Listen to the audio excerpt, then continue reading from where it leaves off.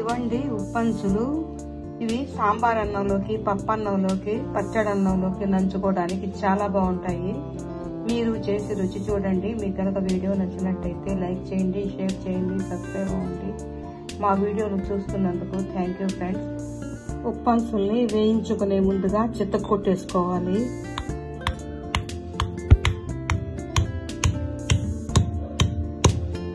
ఈ విధంగా చితక్కొట్టి వేయించుకుంటే బాగా వేగుతాయి.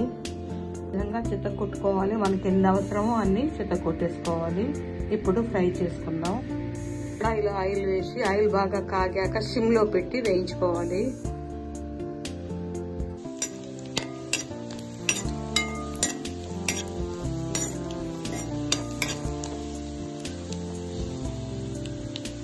ఇవి వేగిపోయాయి. హాయ్ ఫ్రెండ్స్, ఈ రోజు మా నెల్లూరు స్టైల్లో ఉప్పంచులు వేసుకుందాం. దీనికోసంగా మటన్ ని, బోన్లెస్ మటన్ ని 1 కేజీ తీసుకోవాలి. మార్కెట్ లోనే ఈ సైజు ముక్కలు కొట్టిస్తారండి ఉప్పంచులకని చెప్తే. ఈ విధంగా తెచ్చేసుకోవాలి. ఈ మటన్ ని కల్లుప్పు, నిమ్మరసంతో శుభ్రంగా కడిగేసుకోవాలి. ఈ విధంగా శుభ్రంగా కడిగేసుకున్న మటన్ ని స్టైనర్ లో ఫిల్టర్ చేసేసుకోవాలి.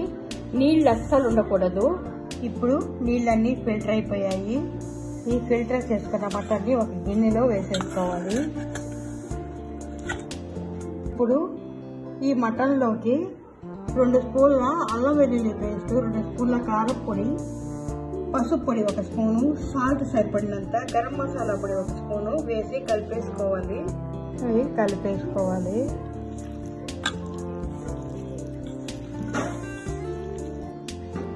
ఈ విధంగా కలిపేసుకున్నాక ఒక ప్లాస్టిక్ రోప్ తీసుకొని పెద్ద సూది గాని దబ్బలం గాని తీసి ఈ విధంగా గుచ్చేసుకోవాలి.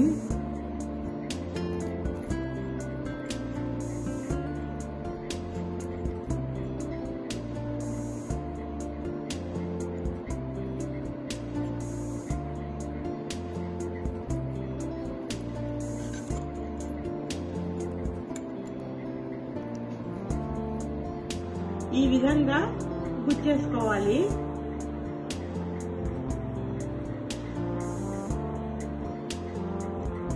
మసాలా కలిపేసిన మటన్ ని ఈ విధంగా ప్లాస్టిక్ రోప్ తో పెద్ద సూదితో కుట్టేసుకోవాలి. దబ్బలంతో ఇలా కుట్టేసుకోవచ్చు. దీన్ని నైట్ అంతా ఫ్రిడ్జ్ లో పెట్టేసుకోవాలి. ఆ విధంగా పెట్టడం వల్ల మటన్ కి మసాలా అంతా పట్టి టేస్ట్ గా ఉంటుంది. ఇది ఉదయాన్నే ఎండలో కట్టేసుకోవాలి. ఈ విధంగా ఎండలో ఎండబెట్టేసుకోవాలి.